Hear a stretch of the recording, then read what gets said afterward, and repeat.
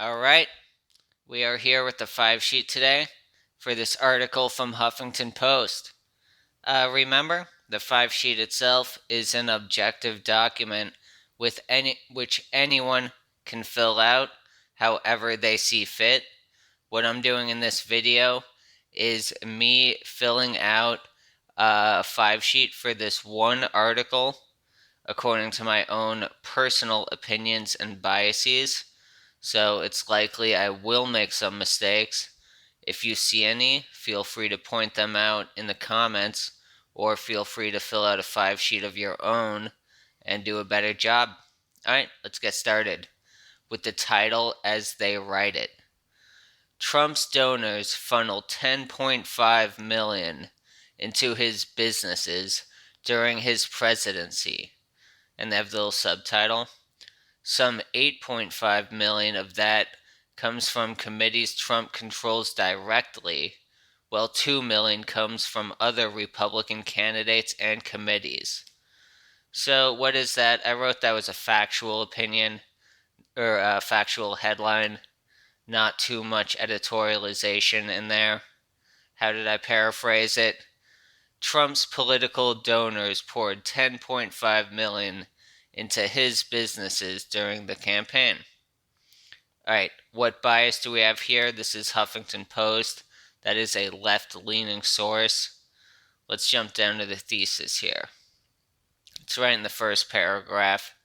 Pretty similar to the title. His donors put $10.5 million, personal businesses. So I said this was, again, a fact. A pretty straightforward thesis. I paraphrased it. A Huffington Post analysis found Trump's donors put $10.5 million into his personal businesses. And now we look at what evidence do they have to support that thesis. They did an analysis, a Huffington Post analysis, and it was based on filings by the Trump campaign, the RNC, and their two joint fundraising committees. So, that was what the analysis looked at, and where the money was spent. It was in the Trump properties, at the hotels, and so on. The money was spent in rent, and it was spent for fundraising at the conference rooms, those type of places. The other piece of evidence they have is some unnamed anonymous source that is given some dirt on the behind-the-scenes affairs for, a Republican official given some behind-the-scenes dirt. Alright, let's see how they structure this article. Start out with that thesis right in the first paragraph, and then they go through some procedural details, talk about how much came from this committee, how much came from that committee. They talk about Trump's motivation. If you're a hammer, everything looks like a nail. If you're Donald Trump, everything looks like a chance to make money. About how he can use this money for anything, to get those quarter pounders, to hush money for women. Right? That's why Trump is, really raising all this money for women. Alright, then they get down into the methodology for their Huffington Post analysis, where they talk about those filings, they talk about the time period covered, and they talk about which properties received how much money, and so on. Next big chunk they're going to talk about here is the structure of the campaign finances. So keep in mind the headline is about this $10.5 million, right? 8.5 of that came from Trump's campaign, 2 from other Republican sources. Now we're talking about how the campaign itself has structured its finances. So now we're talking about much bigger sources or much bigger sums of money, right? $761 million of spending. So this is talking about just the overall Trump campaign, where a lot of this money went through. Talking about these shell corporations and Brad Parscale's management of some of that money. They talk about these secret payments to Kimberly Guilfoyle for chairing the Trump victory, which was, some kind of re-election effort. Some other secret payments, to Lara Trump and so on. They then have some quotes about these transparency concerns about how, oh wait, this is still more secret payment stuff, blah, blah, blah. Now, this is the transparency concerns down here. The law requires that political candidates and parties tell how the money is being spent. Boop, boop, boop. Alright, that goes on a little bit further. Yeah, up until here, we get into Trump fundraising after the election. Or as their little heading, building a slush fund. Talking about $207.5 million during that time period between the election and December 3rd.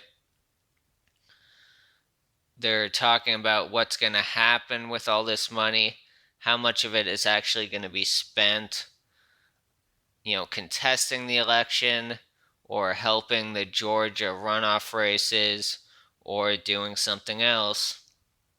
And then by the end of it, we get into this final point in the outline that money is mostly going to be available just for Trump to spend however he wants. And that's the end of the article. Okay. So a little bit long and rambly there. Let's see the named deception tactics.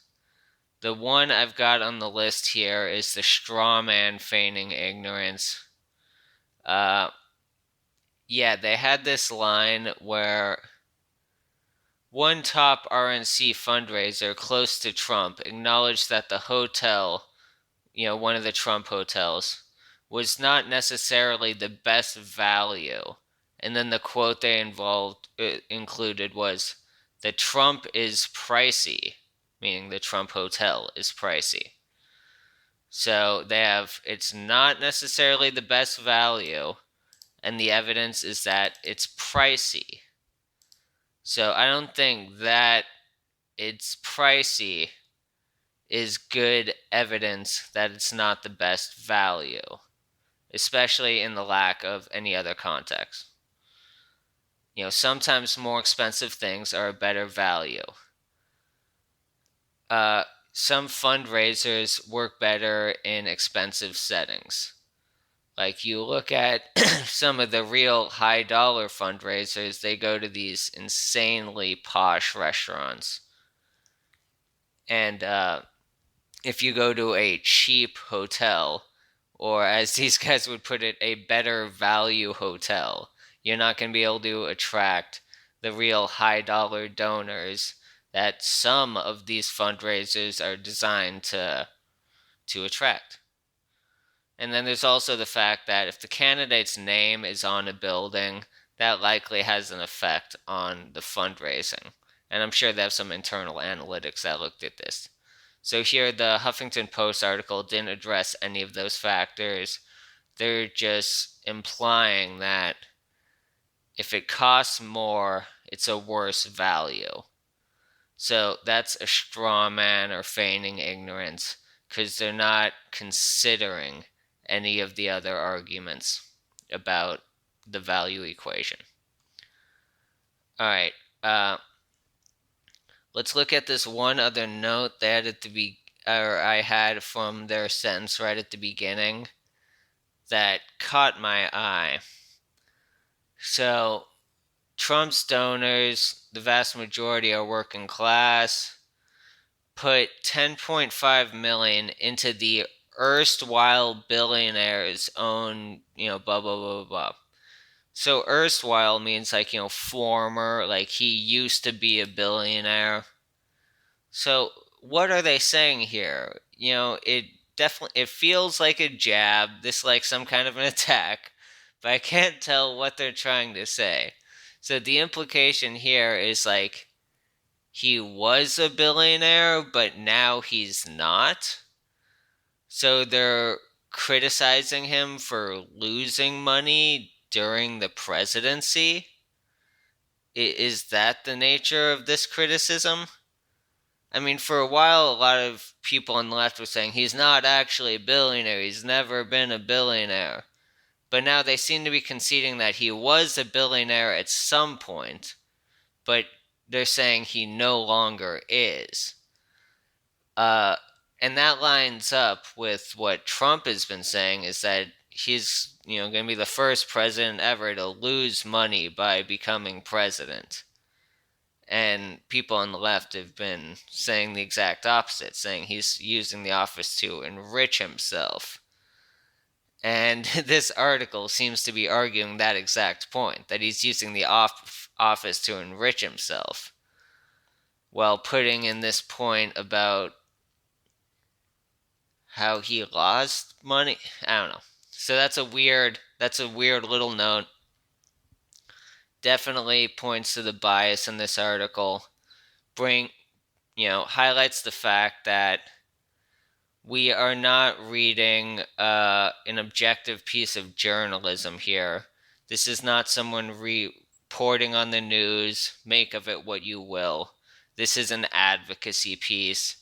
This is someone who is in a certain political camp trying to advocate for their team. And that weird attack is another piece of evidence amongst the many in this article for that.